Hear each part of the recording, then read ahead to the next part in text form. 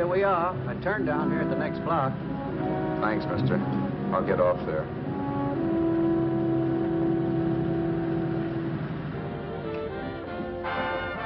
Want anything else? No. Hey, you. Me? Yeah, you. Where you heading? East. Too bad. I thought if you was heading north, I might be able to help you out. I'm pushing the Salt Lake, and I don't like to ride it alone at night. I'm one of those guys that got to talk or I fall asleep. Oh, sure, now my partner, he's got Lou to keep him company, but I ain't got nobody at all. Where you coming from? West. Yeah, sure, I know, but where, L.A.? Maybe. Got a cousin out in L.A. You don't say. Yeah, he's been out. You're not much of a talker, are you? My mother taught me never to speak to strangers. Oh, a wise guy. So what? Okay, don't get sore. Just trying to be sociable, that's all. Hey, Glamorous. You change for a dime, will you?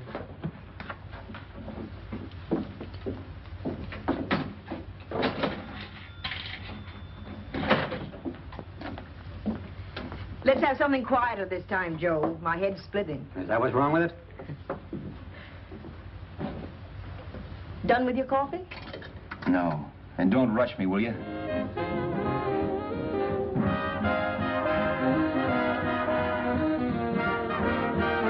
Hey, turn that off. Will you turn that thing off? What's eating you now? Yeah, what's eating you? That music, it stinks. Oh, you don't like it, huh? No, turn it off. Oh, wait a minute, pal. That was my nickel, see? This is a free country. And I play whatever I wanted. Okay. Sure. And if you don't like it, you don't have to listen to it. And you can leave here anytime you want it. Okay. I'm sorry I asked. First good piece played tonight and you don't like it. Some people just ain't got any good taste.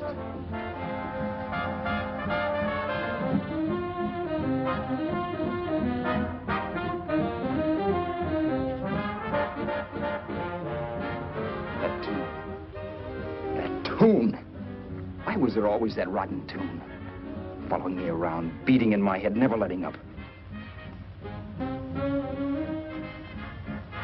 Did you ever want to forget anything? Did you ever want to cut away a piece of your memory or blot it out? You can't, you know. No matter how hard you try. You can change the scenery. But sooner or later, you'll get a whiff of perfume or somebody will say a certain phrase or maybe hum something. Then you're licked again. I can't believe that you're in love with me. I used to love that song once. So did the customers back in the old Break at Dawn club in New York. I can't remember a night when I didn't get at least 3 requests for it. Sue, she was always selling it too. Those were the days.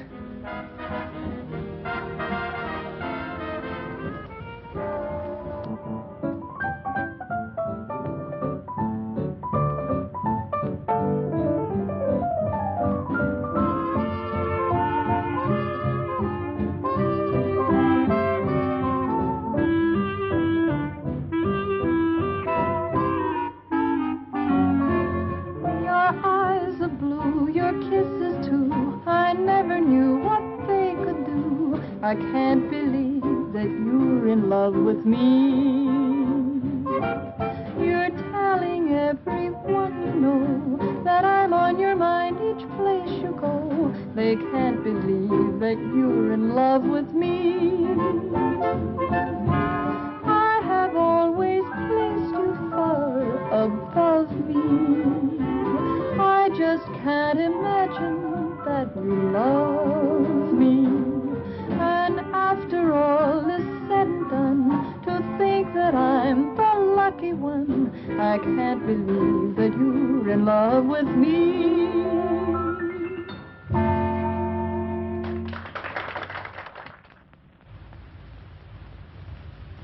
It wasn't much of a club, really. You know the kind. A joint where you could have a sandwich and a few drinks and run interference for your girl on the dance floor.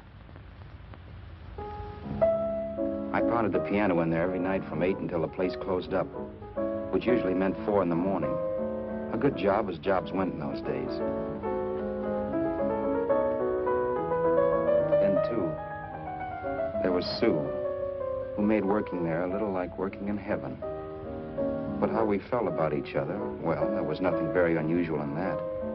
I was an ordinary healthy guy, and she was an ordinary healthy girl, and when you add those two together, you get an ordinary healthy romance, which is the old story. Sure, but somehow, the most wonderful thing in the world.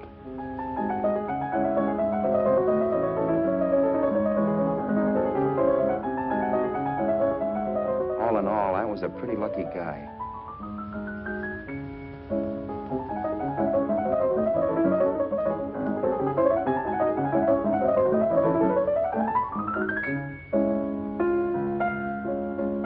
Mr. Paderewski, I presume. It's beautiful. You're going to make Carnegie Hall yet, Al? Yeah, as a janitor. I'll make my debut in the basement. I don't blame you for being bitter, darling, but you mustn't give up hope. Why, someday... Yeah, someday. If I don't get arthritis first. In the meantime, let's blow this trap.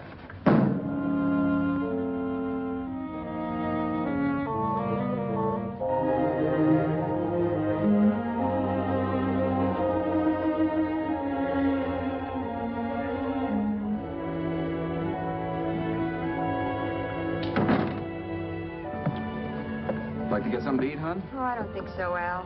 I lose my appetite working in this flea bag. Let's go home. Okay. I can't stand much more of that dump. Did you see that drunk tonight trying to paw me? No, what drunk? Does it matter what drunk? Say, what's the matter with you tonight, darling? That's the third time you started to tell me something and then stopped. We shouldn't have any secrets from each other, Sue. Next week, we're going to make with the ring and the license. You and me will be a team. Yes, that's right. In the Bush League. I don't get you. We've been struck out. It's a funny way to talk, darling. Don't you want to marry me? Al, look, I love you. You know I do, and I want to marry you. But But not now. Only after we've made good. Sunday, I'm going away. Oh, I know you'll think it's silly. That's why I hesitated to tell you. But I'm going to California. I want to try my luck in Hollywood.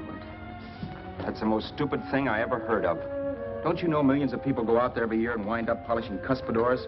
I thought you had better sense. You sound as if you don't think I have any talent. That has nothing to do with it.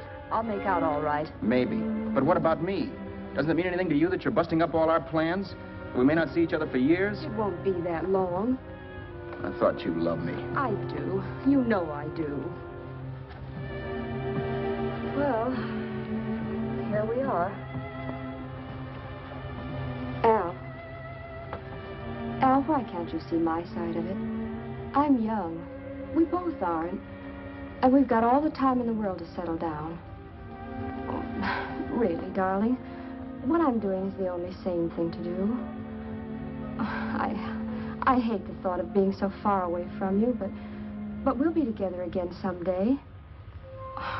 Maybe you'll decide to come out too later on. So long. Al, aren't you going to kiss me goodnight? Sure. Why not? Good night.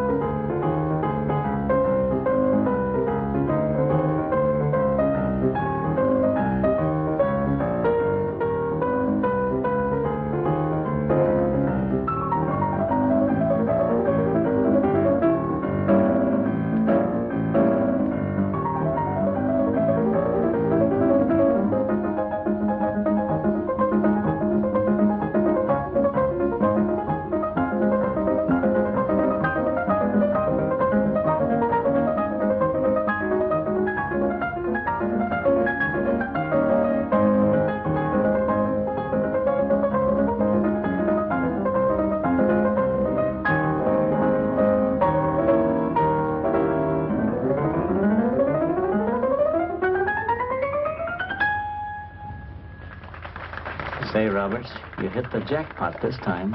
$10. Thanks.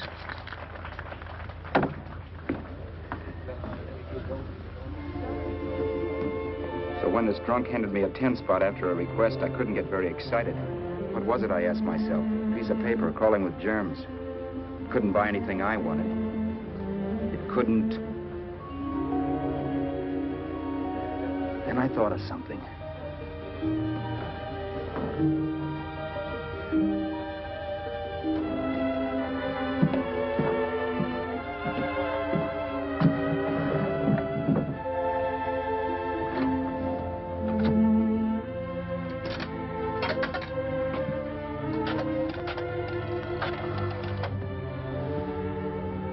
Long distance. I'd like to put a call through to Los Angeles. Miss Harvey. Sue Harvey, Harvey. The number is Crestview 65723.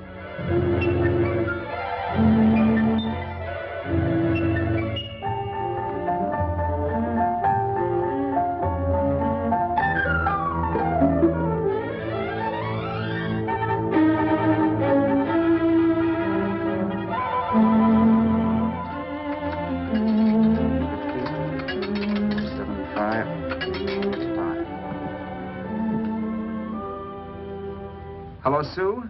This is Al. Oh, baby, it's great to hear from you, too. What's that? You do?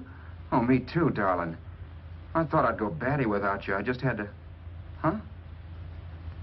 You're working as a hashlinger? Gee, honey, that's tough. Those guys out in Hollywood don't know the real thing when it's right in front of them. You just stick it out, Sue, baby. Keep going around to those casting offices. I'm sure you'll click. Look, I'll tell you what. You stay put out there, I'll come to you. No, don't try to stop me. Just expect me. Train? Who knows? Train, plane, bus, magic carpet. I'll be there if I have to crawl. If I have to travel by pogo stick. And then, let's get married right away, huh? That's the stuff. That's what I've been wanting to hear you say. Well, goodbye for now. I'll be seeing you soon. Yeah. Bye. The only way I could cross country was to thumb rides. For even after hawking everything, I only had enough money to eat. Money. You know what that is. It's the stuff you never have enough of. Little green things with George Washington's picture that men slave for, commit crimes for, die for. It's the stuff that has caused more trouble in the world than anything else we ever invented. Simply because there's too little of it. At least I had too little of it. So it was me for the thumb.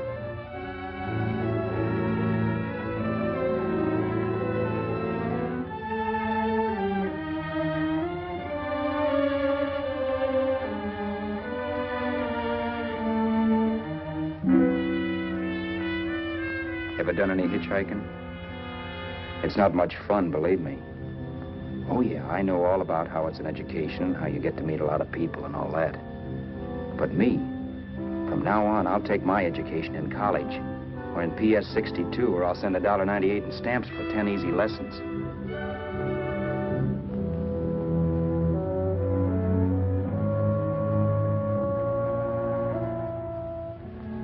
Thumbing rides may save you bus fare, but it's dangerous.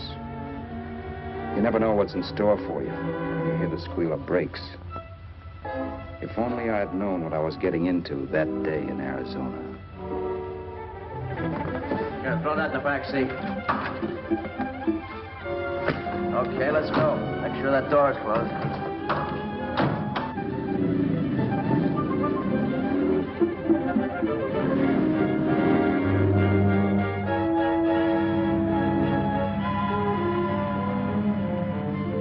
You know, Emily Post ought to write a book of rules for guys thumbing rides.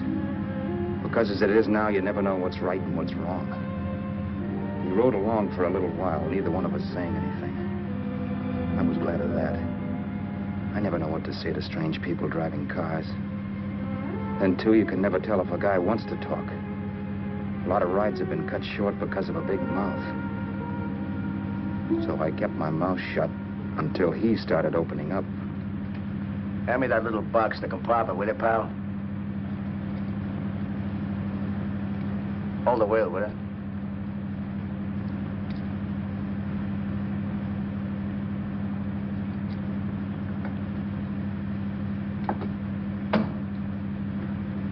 How far are you going? L.A. Wow, you're really traveling, aren't you? Yeah, but I don't expect to make it for a couple of years at the rate I've been promoting rides. Not much luck, huh? Sure, all bad. Not many people stop for a guy these days. Afraid of a stick-up, maybe. Well, you can't blame them. Where you coming from? New York? Well, New York. You're in luck this time. I'm going all the way. Right through to Los Angeles. You drive a car? Sure. Whenever you're tired, let me know. I'll holler. I guess at least an hour passed before I noticed those deep scratches in his right hand. They were wicked. 3 puffy red lines about 1/4 of an inch apart. He must have seen me looking at them because he said, Beauties, aren't they? They're gonna be scars someday. What an animal. Whatever it was, it must have been pretty big and vicious to have done that. Right on both counts, New York. I was tussling with the most dangerous animal in the world. A woman. She must have been Tarzan's mate. Looks like you lost the bob. Certainly wasn't a draw. You know, there ought to be a law against dames with claws. Yeah.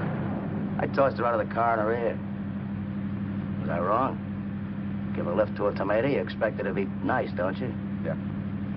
After all, what kind of dame's thumb rides? Sunday school teachers? Yeah.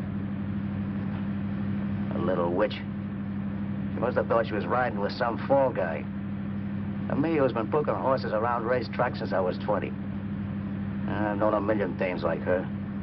2 million. Yeah. Stopped the car, opened the door. Take it on the yard, the Duffy sister, I told her. That's the stuff. As that was done, huh? But if you want to see a real scar, brother, get a load of this. Wow. I got that one dueling. Dueling? Yeah, we're just kidding, of course. My dad owned a couple of Franco-Prussian sabers. Kept them on the wall for decorations. Well, one day, the kid and I took them down when the old man wasn't around. Had a duel. He got me in the arm here. Pretty mean cut. Infection set in later. Yeah, I can see that. Now, give me that box again, will you? Yeah.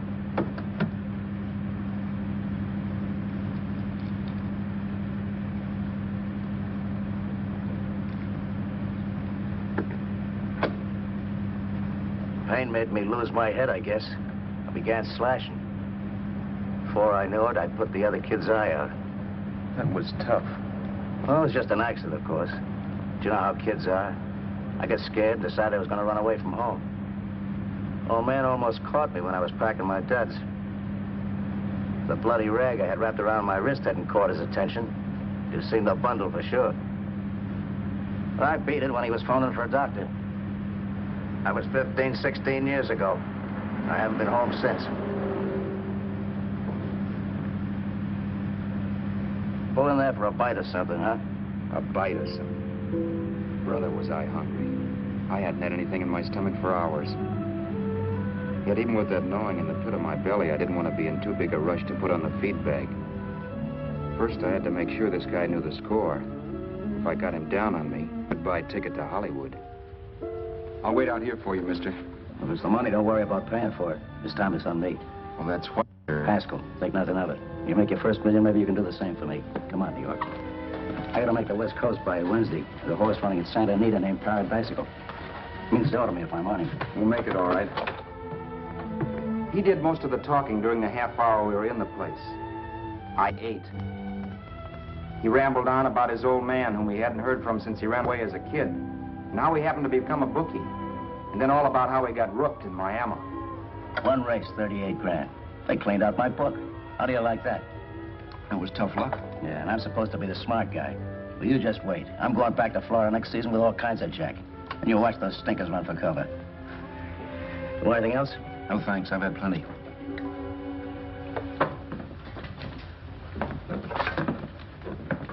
Got a check there, sister? Oh, just a minute. Your change, sir. Keep it, sister.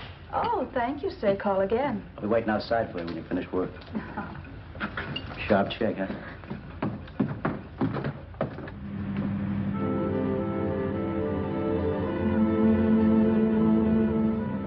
all that night while Haskell slept like a log.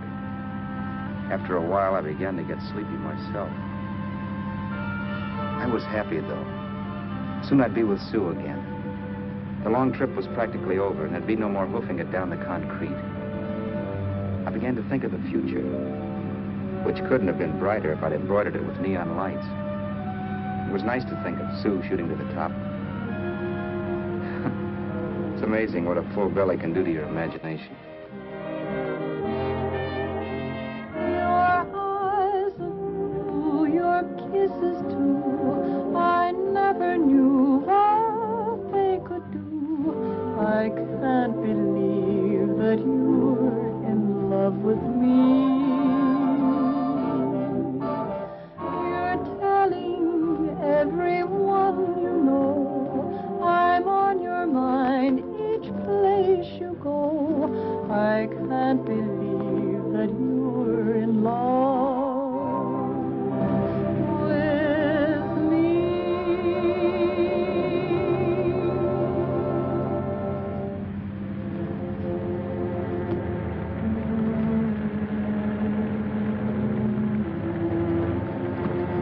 Mr. Haskell? Mr. Haskell? Mr. Haskell, wake up. It's raining. Don't you think we ought to stop and put up the top?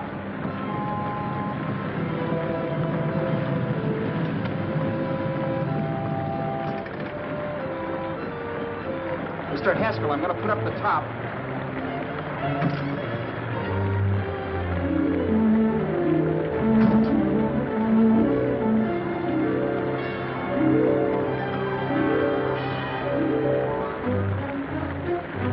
Until then, I'd done things my way. But from then on, something else stepped in and shunted me off to a different destination than the one I had picked for myself. For when I pulled open that door... Mr. Haskell, what's the matter? Are you hurt? Are you hurt, Mr. Haskell? Start your sermon. I'll listen to it. But I know what you're going to hand me even before you open your mouths. You're going to tell me you don't believe my story of how Haskell died and give me that don't make me laugh expression on your smug faces. I saw at once he was dead, and I was in for it. Who would believe he fell out of the car? Why, if Haskell came too, which of course he couldn't, even he would swear I conked him over the head for his dough. Yes, I was in for it. Instinct told me to run, but then I realized it was hopeless. There were lots of people back down the road who could identify me. That gas station guy and the waitress. I would be in a worse spot then, trying to explain why I beat it. The next possibility was to sit tight and tell the truth when the cops came. But that would be crazy. They'd laugh at the truth. And I'd have my head in the noose. So what else was there to do but hide the body and get away in the car? I couldn't leave the car there with him in the gully. That would be like erecting a tombstone.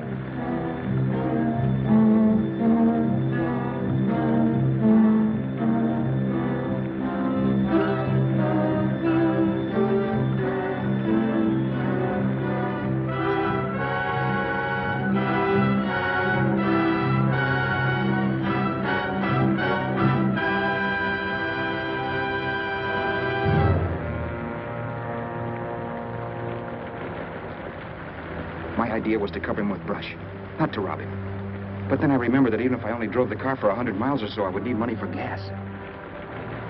Besides, it was stupid of me to leave all that money on a dead man. Not only that, I'd have to take his driver's license in case I was stopped for something. I didn't like to think about it, but by that time I'd done just what the police would say I did, even if I didn't. My clothes. The owner of such an expensive car would never be wearing them. Some cop might pull me in on suspicion.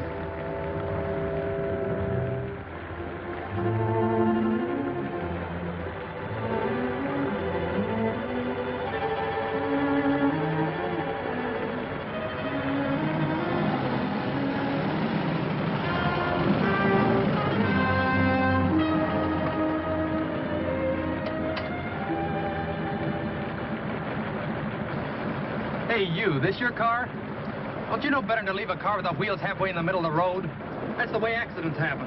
I'm sorry, officer. I was just putting up my top. I didn't think. Well, the next time, think.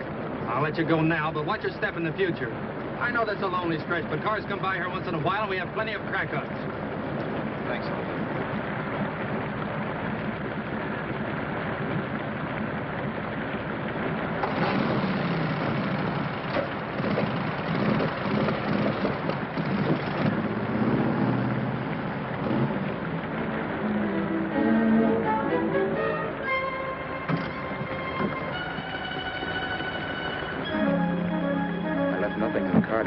is Roberts. If they found a dead man in the gully now, it would be me.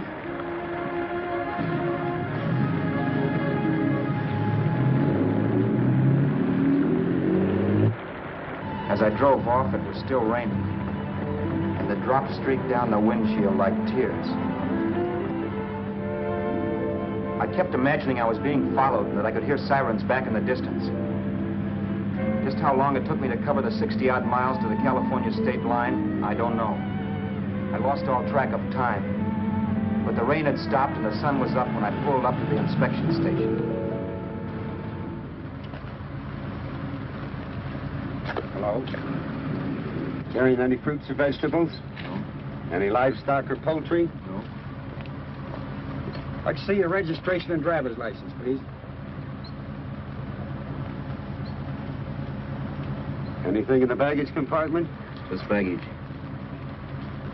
Charles Haskell, Jr., age 30, brown eyes, dark hair. Identifying marks, none. Are you Charles Haskell, Jr.? Yes.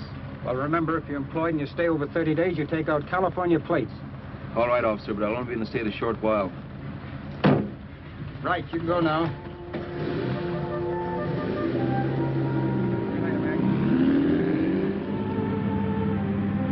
I couldn't drive any farther without some sleep. Cops or no cops, I knew I had to hit the hay and hit it hard. I was dead tired.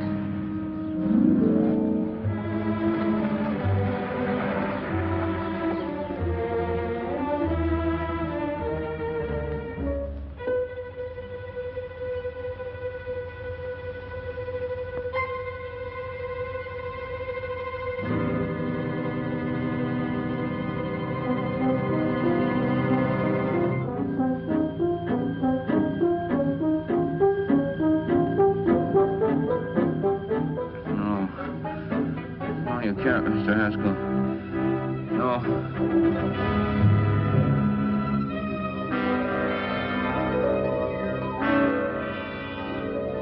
Mr. Haskell, you can't die. Don't think I did it. No, Mr. Haskell. No. No.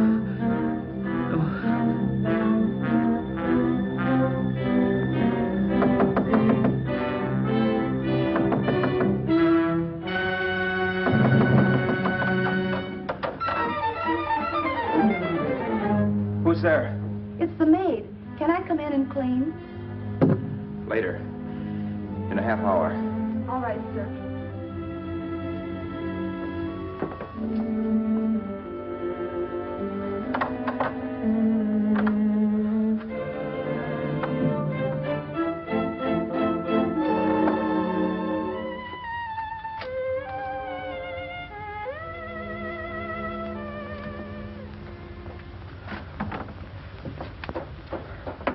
There was no time to lose. Every minute I had to be Charles Haskell was dangerous. And I'd have to be Charles Haskell until I got to some city where I could leave the car and be swallowed up.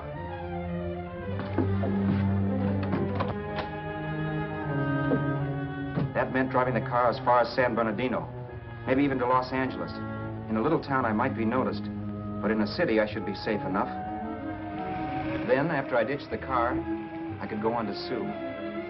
But those 5 minutes at the state line made me realize it might be a good idea to find out a little bit about Mr. Haskell.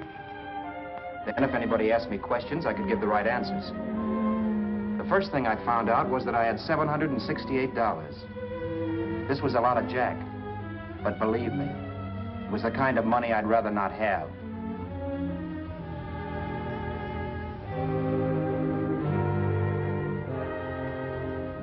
And then I found out from a letter Haskell was carting around in his bag that he wasn't the open-handed, easygoing big shot who went around buying dinners for strange hitchhikers. Before I got done reading it, I saw him more as a chiseler. It was written to his old man in California, the one he hadn't seen in so many years. In it, Haskell posed as a salesman of hymnals, of all things. It was easy to see where Haskell expected to raise a new stake for his book in Miami by rooking his old man. That was about all I found out from his effects, and it was enough. I told myself, maybe old man Haskell was lucky his son kicked off. He would never know it, but it saved him from taking a flyer in sacred literature preferred.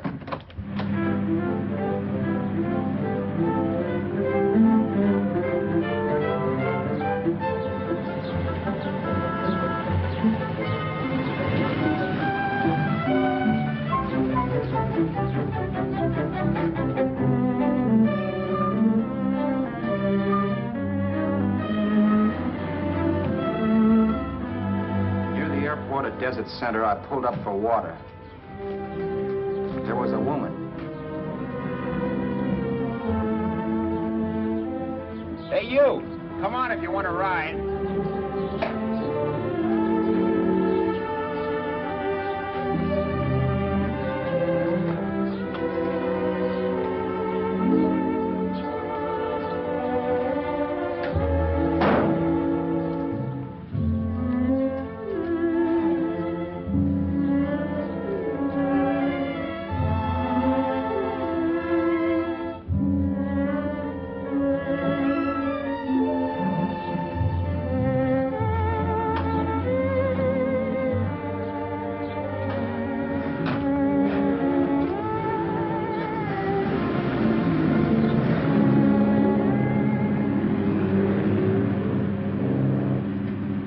How far are you going? How far are you going? That took me by surprise, and I turned my head to look her over. She was facing straight ahead, so I couldn't see her eyes. But she was young, not more than 24. Man, she looked as if she'd just been thrown off the crummiest freight train in the world. Yet, in spite of this, I got the impression of beauty. Not the beauty of a movie actress, mind you, or the beauty you dream about when you're with your wife, but a natural beauty. A beauty that's almost homely because it's so real. Then suddenly she turned to face me. How far did you say you were going? Los Angeles? L.A.? L.A.'s good enough for me, mister. That's what I was afraid of. What'd you say? Oh, nothing, just thinking out loud. People get in trouble for doing that. What's your name? You can call me Vera if you like. You live in Los Angeles? No. Where are you coming from? Oh, back there. Needles? No. Oh, sure, Phoenix. You look just like a Phoenix girl. Are the girls in Phoenix that bad? The girl must have been pretty tired, because she fell asleep not 20 minutes after she stepped into the car. She lay sprawled out with her head resting against the far door, like Haskell. I didn't like that part of it much, but I didn't wake her up. It wasn't that this girl still worried me. I'd gotten over that funny feeling I had when she looked at me, which I put down as just my jangled nerves. With her eyes closed and the tenseness gone out of her, she seemed harmless enough. And instead of disliking her, I began to feel sorry for her. The poor kid probably had had a rough time of it. Who was she anyway? And why was she going to Los Angeles? And where'd she come from in the first place? The only thing I knew about her was her name. Not that it made any difference. A few hours more and we'd be in Hollywood. I'd forget where I parked the car and look up Sue. This nightmare of being a dead man would be over. Who this dame was, well, it was no business of mine. Where did you leave his body? Where did you leave the owner of this car? You're not fooling anyone. This buggy belongs to a guy named Haskell. That's not you, mister. You're out of your mind. That's my name, Charles Haskell. I can prove it. It's my driver's Save license. yourself the trouble, mister. Having Haskell's wallet only makes it worse. It just so happens I rode with Charlie Haskell all the way from Louisiana. He picked me up outside of Shreveport. You rode? You heard me. Then it all came back to me. All the talk about dueling and scars and scratches. There was no doubt about it. Vera must be the woman Haskell had mentioned. She must have passed me while I slept. Well, I'm waiting. My goose was cooked. She had me. That Haskell guy wasn't dead yet. He wasn't stretched out stiff and cold in any Arizona gully. He was sitting right there in the car, laughing like mad while he haunted me. Well? There was nothing I could say. It was her move. Vera, whatever her name was just my luck picking her up on the road. It couldn't have been Helen, or Mary, or Evelyn, or Ruth. It had to be the very last person I should ever have met. That's life. Whichever way you turn, fate sticks out a foot to trip you.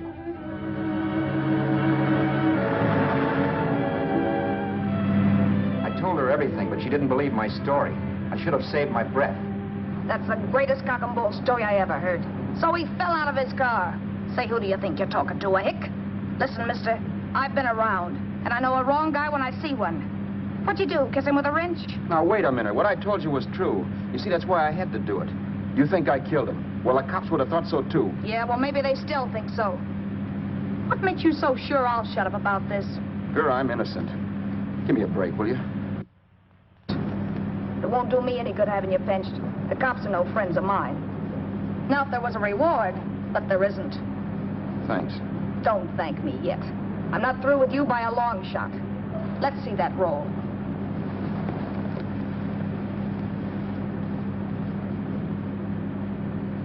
Is that all Haskell had?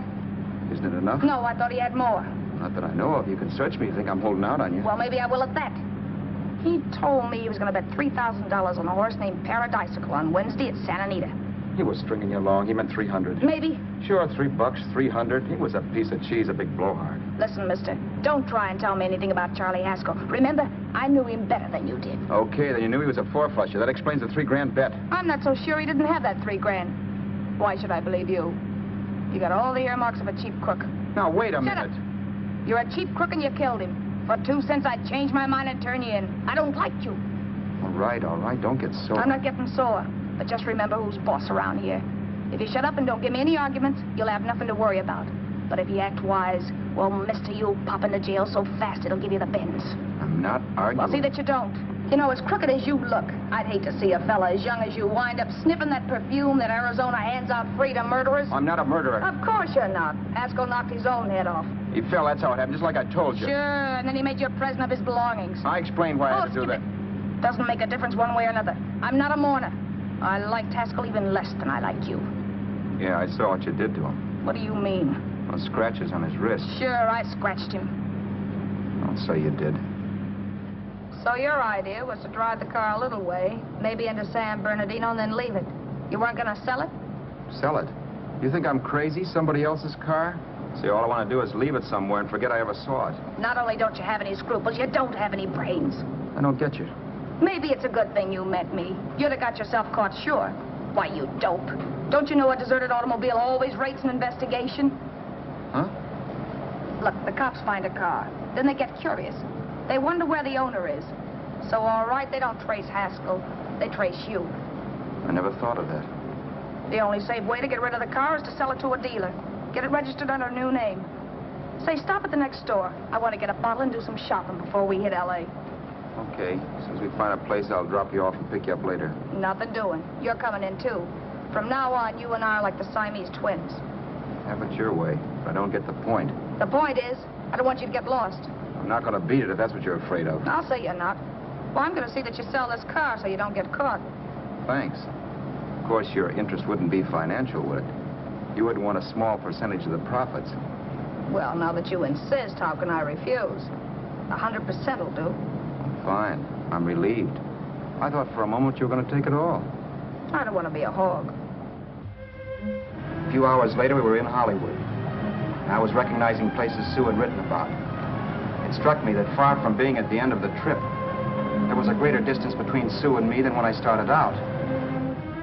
Vera wasn't kidding with that Siamese twins crack. She rented a little apartment as Mrs. Charles Haskell. When I objected to this, she explained that it was on account of the car. A dealer might think something was funny if he called and found we were using different names.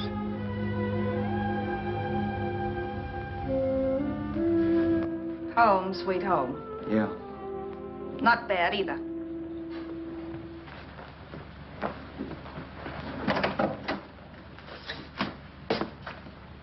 In case there's any doubt in your mind, I'll take the bedroom. Yeah. Sure is stuffy in here.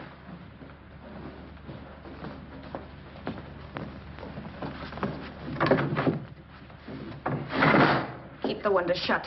Okay. The old crow downstairs said there's a folding bed behind this door.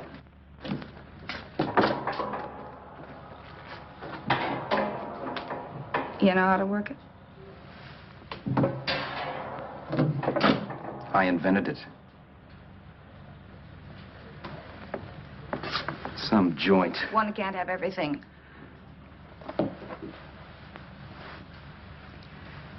I'm first in the bathtub. I don't know why, but I figured you would be.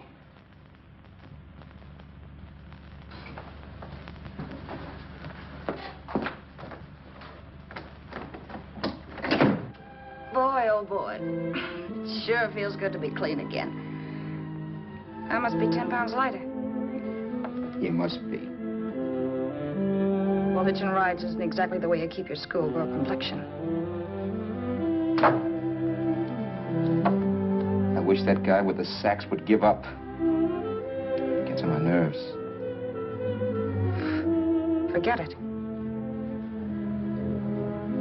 Have a drink. Aren't you afraid I might take you up on it? If I didn't want to give you a drink, I wouldn't have offered it. Might be a sorehead, Roberts. You got yourself into this thing. You should be grateful I'm not turning you in. Why, if I wasn't regular, you'd be in the pen this minute, being photographed, fingerprinted, and being pushed around by the cops. So cheer up. Get rid of that long puss. Or is your conscience bothering you?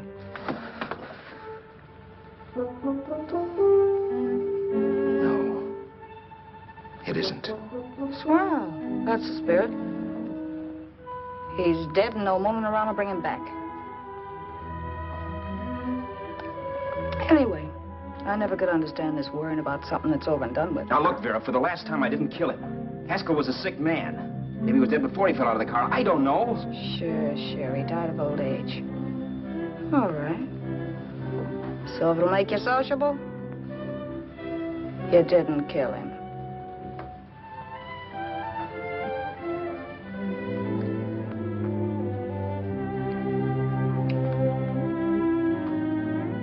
Thanks.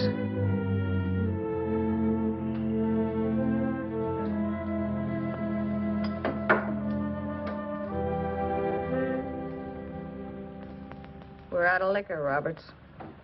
Yeah. Too bad. I felt like getting tight tonight. Well, I think you succeeded. Am I tight? As a prima donna's corset. That's good. I wanted to get tight. Why? What have you got to get tight about? Oh, I don't know. Few things.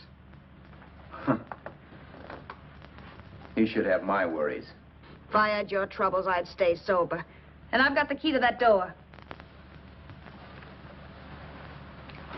Yeah. Maybe you're right. I'm always right.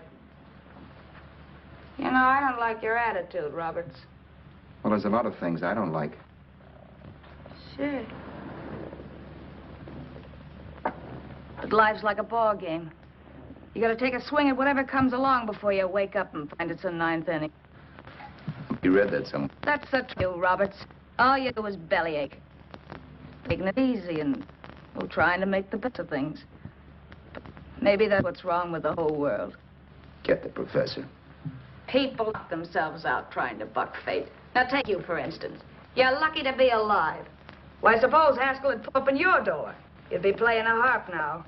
Think of that. You think of it. I'm tired of thinking.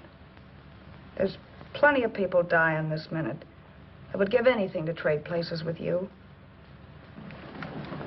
I know what I'm talking about. I'm not so sure.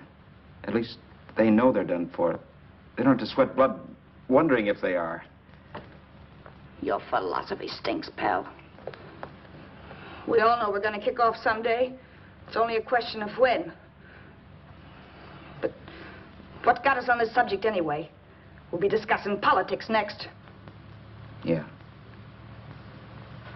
Where'd you hide the butts? On the table, sucker.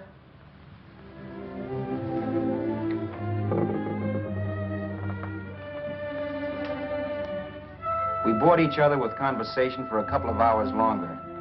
Every 5 minutes, one of us was wishing we had another bottle or a radio or something to read. Then finally, we ran out of chatter. I know it's only 11 o'clock, but I want to get up early and make the rounds of the used car lots. No hurry about that. We got all the time in the world. Maybe you have, but if you think I want to stay cooped up in this place any longer than I have to, you're batty. It's not a bad place. Pay plenty for diggings like this in New York. I wouldn't like it if it was the Ritz.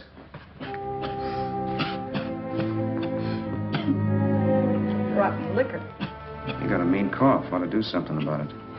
I'll be all right. That's what Camille said. Who? Nobody you know.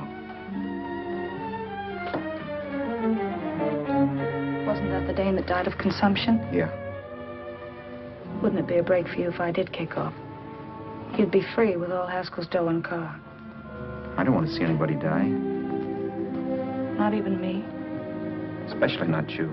One person died of me. If you did, well, that's all I need. You don't like me, do you, Roberts? Like you? I love you. My favorite sport is being kept prisoner. After we sell the car, you can go to blazes for all I care. But not until then.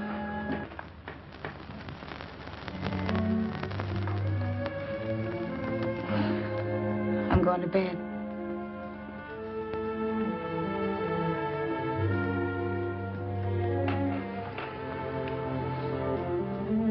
Good night, Roberts.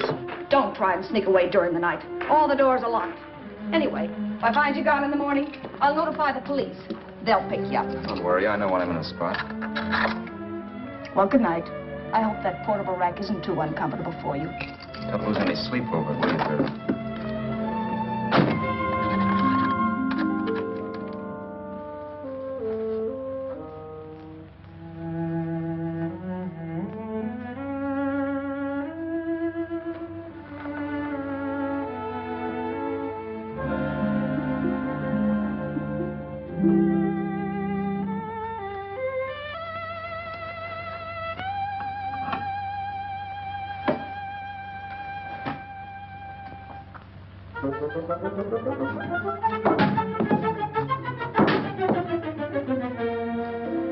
Crestview.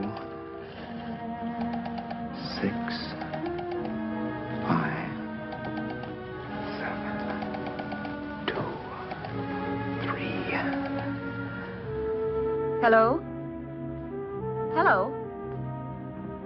Hello? Hello?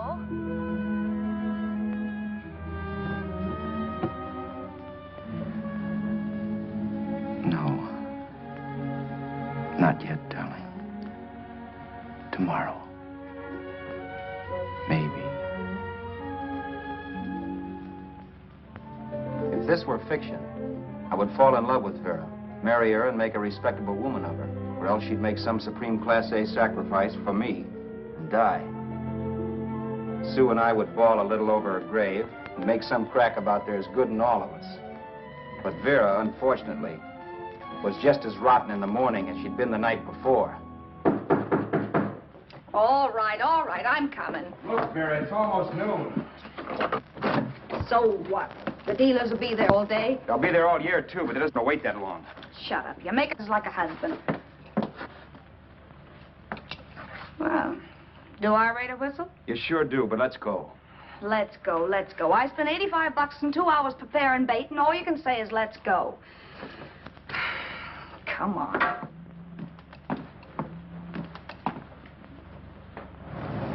We passed a few used car lots last night down this way. What do you think we can get for this heap? I don't know. Plenty. You let me handle everything. Think we can get $2,000? I don't know, but don't worry.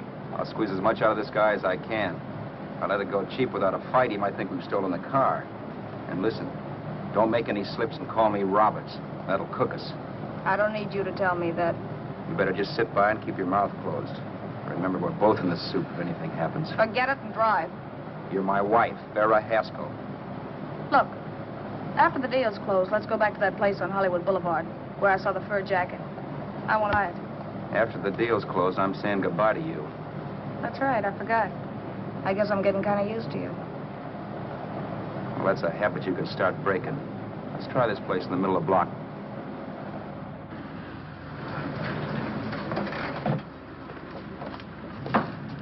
Good afternoon. What can I do for you? We're interested in selling a car. If the price is right. Well, if it's in good mechanical condition, it should blue book for about $1,600. Tony, take a look at this motor. 1,600. Are you kidding?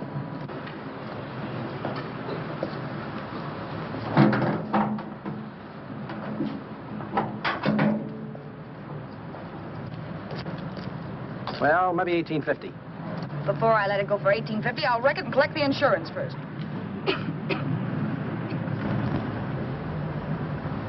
Lady, this motor's seen a lot of driving.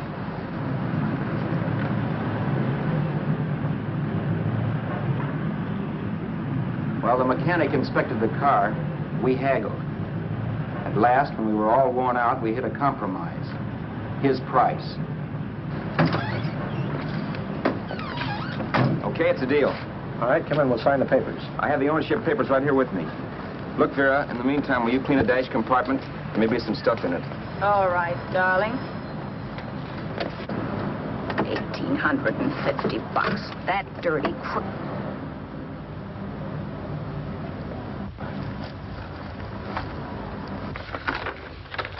In New York, huh? Yeah. But you bought the car in Miami. Yeah. Well, now let's see about the insurance. We can either have it transferred or canceled. What kind of insurance do you have, Mr. Haskell? Well, aren't all the papers there? I don't see any.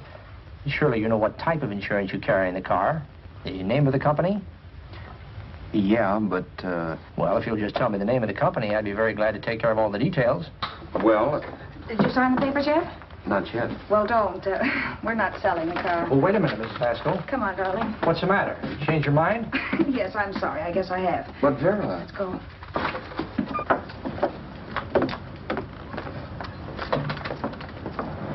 You got me out of a tight spot, Vera. But I still don't understand all this. You will in a minute. I almost threw away a gold mine. 1850 isn't to be sneezed at. The car doesn't book for as much as I thought. We're not selling the car. You want to keep it. Now, wait a minute, Vera. You said yourself I wouldn't be safe until the car was in someone else's name. I'd like to be free of this mess when I go. That's just it, Roberts. You're not going. There's a drive-in at the next corner. Pull in there and we'll get a bite to eat. And I'll explain. What is this, another one of your brilliant ideas?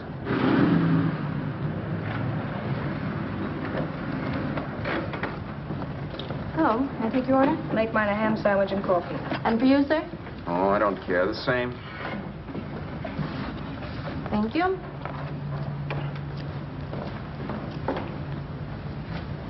Get this, Vera. I've been pretty patient so far. I've done everything you asked me to do, but no more. Shut up. You've taken Haskell's money. And you can have the dough we get from selling the car. But you're not going to keep me a prisoner. It's a good thing I bought the paper. Take a look at that. Vera, I'm in no mood. Read that.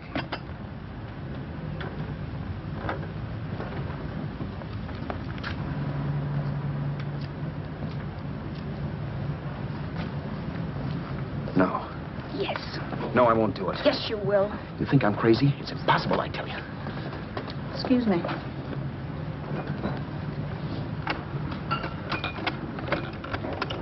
Blow the horn when you're through.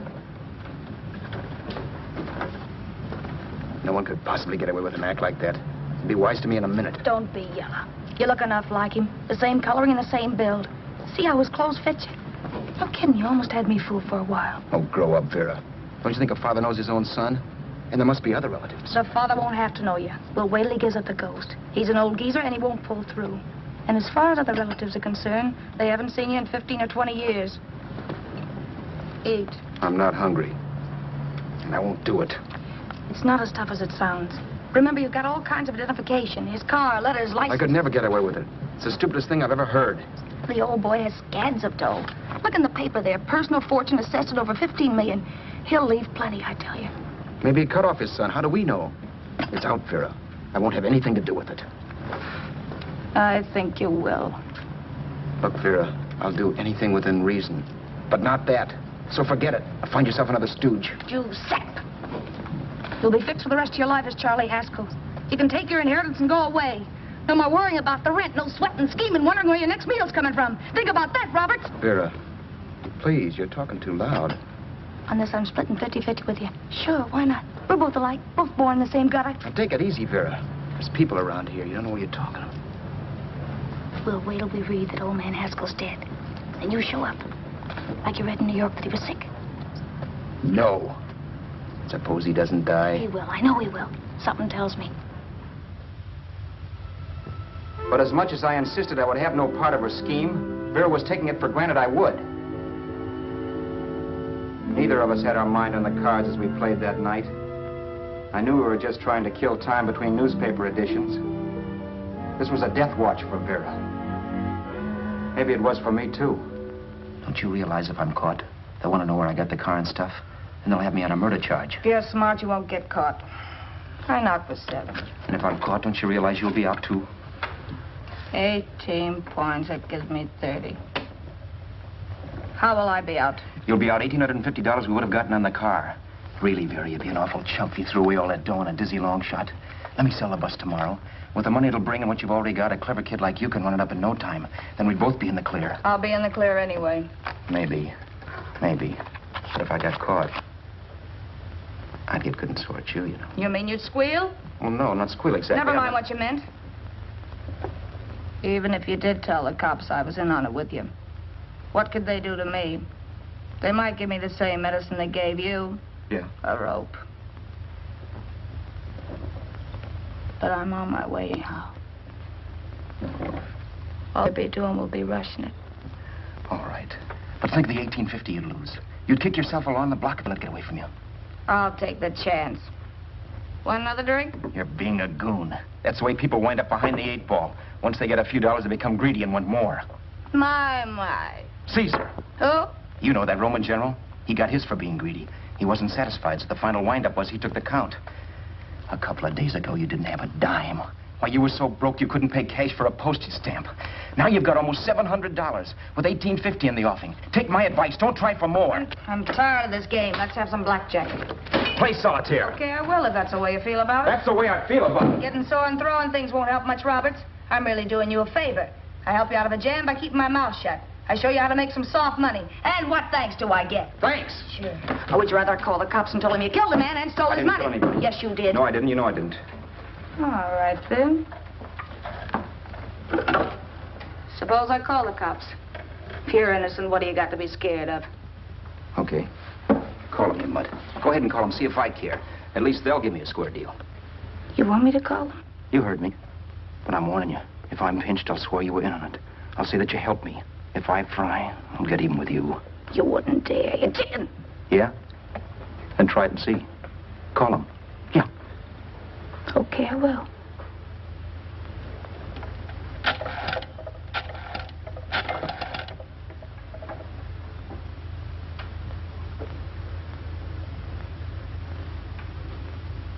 Information? I want the number at the Hollywood police station. Okay, I got it. Thanks. Wait a minute, Vera. You wouldn't do that. Well, wouldn't do that, and I'll show you if I would. Take it easy now. Let's talk this over. This was early in the evening, and the conversation, while hectic, was at least pitched low. But as the minutes passed, and more obstacles to her plan popped into my head, the air got blue. Each word coming from our lips cracked like a whip. I reminded her that as Charles Haskell, I didn't even know my mother's name, where I'd gone to school, the name of my best friend, whether I had an Aunt Emma or not, my religion, and if I'd ever owned a dog. I didn't even know what my middle initial stood for. I also pointed out that the real Haskell had a scar on his forearm. His people never saw that scar. He told me he ran away right after putting out the kid's eye. Yeah, but his father knew he was cut. It'd have to be some kind of a mark. So what? The old man's dead, or will be. I hope by tomorrow morning's papers. Anyway, you could cut yourself a little, couldn't you? Boy, for that kind of dough, I'd let you cut my leg off. You're drunk and you're crazy mad, Vera. Turn me in if you want to, but I won't get mixed up in this. Besides, how do we know Haskell was such a phony? Maybe it wasn't the man's son at all. Maybe he just dreamed it up. Well, dreaming or not, you won't be dreaming when the law taps you on the shoulder. There's a cute little gas chamber waiting for you, Roberts. And I hear extradition to Arizona's a cinch. Where's that phone? Vera! Leave me alone. Vera! Here. I want a phone. Call police. I hate you yellow stinker. You leave me alone. I'll let you alone when you promise to leave the phone where it is. You're drunk. You don't know what you're doing. You're hurting me. Will you promise? All right.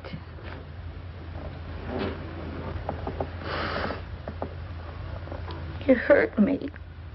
I'm sorry, but... And it's hot in here. Open up a window. It's not hot. Don't tell me. Now, do you do it or do I do it? You're no gentleman, see? Yeah. All right. I'll open up the window.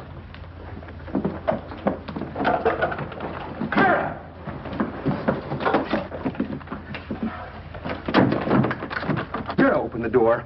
Please open the door. Vera, open the door. Don't use the phone. Listen to me. I don't like you, Roberts. You're no gentleman, see? You hurt my hand.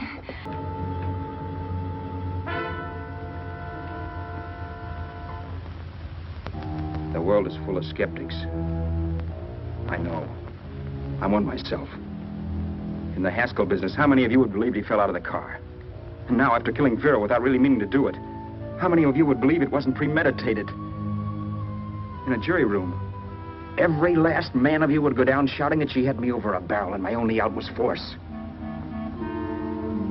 The room was still. So quiet that for a while I wondered if I had suddenly gone deaf. It was pure fear, of course. And I was hysterical, but without making a sound. Vera was dead, and I was her murderer. Murderer. What an awful word that is. But I'd become one. I'd better not get caught. What evidence there was around the place had to be destroyed. And from the looks of things, there was plenty. Looking around the room at things we'd bought was like looking into the faces of 100 people who'd seen us together and who remembered me. This was the kind of testimony I couldn't rub out. No. I could burn clothes and hide bottles for the next 5 years. There'd always be witnesses. The landlady, for one. She could identify me. The car dealer, the waitress in the drive-in, the girl in the dress shop, and that guy in the liquor store. They could all identify me. I was cooked. Done for. I had to get out of there. While once I'd remained beside a dead body, planning carefully how to avoid being accused of killing him, this time I couldn't. This time I was guilty. I knew it. Felt it. I was like a guy suffering from shock. Things were whirling around in my head. I couldn't make myself think right. All I could think of was the guy with the saxophone and what he was playing. It wasn't a love song anymore. It was a dirge.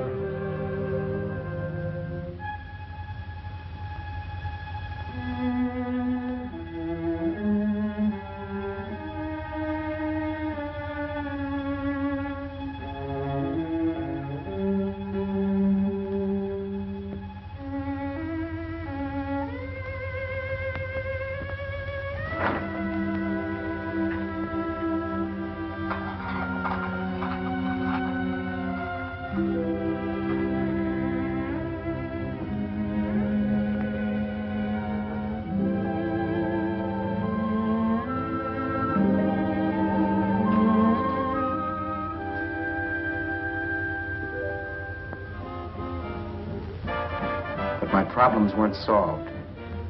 I had to stay away from New York for all time because Al Roberts was listed as dead and had to stay dead.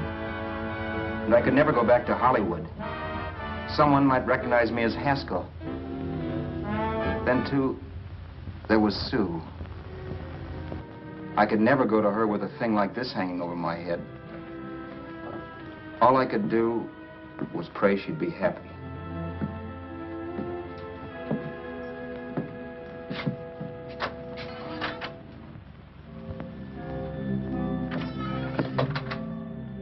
I was in Bakersfield before I read that Vera's body was discovered, and that the police were looking for Haskell in connection with his wife's murder.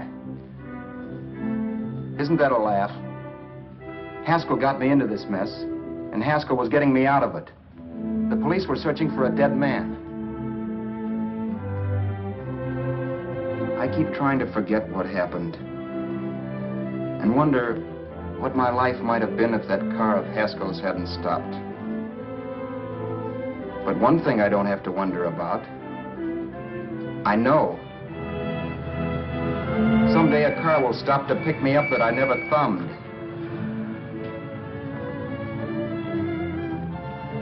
Yes. Fate, or some mysterious force, can put the finger on you or me for no good reason at all.